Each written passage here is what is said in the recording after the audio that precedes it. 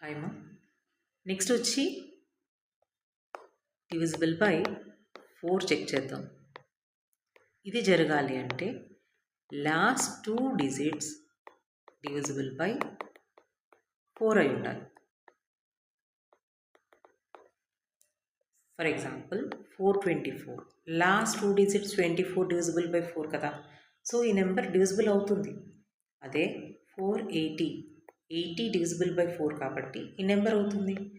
1120 అవుతుంది కాబట్టి ఈ నెంబర్ డివిజిబుల్ బై 20 అవుతుంది, 4 అవుతుంది.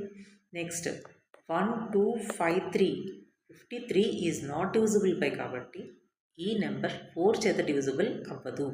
సో ఎప్పుడైనా సరే లాస్ట్ 2 డిజిట్స్ డివిజిబుల్ బై 4 అయితే ఆ నెంబర్ కన్ఫర్మ్గా 4 చేత డివిజిబుల్ అవుతుంది. నెక్స్ట్ ఈజీగా ఉండడం కోసం డివిజిబుల్ బై 8 చెప్తున్నాను.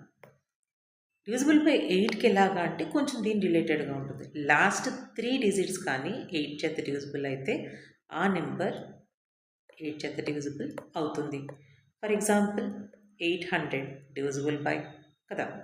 Next one 408.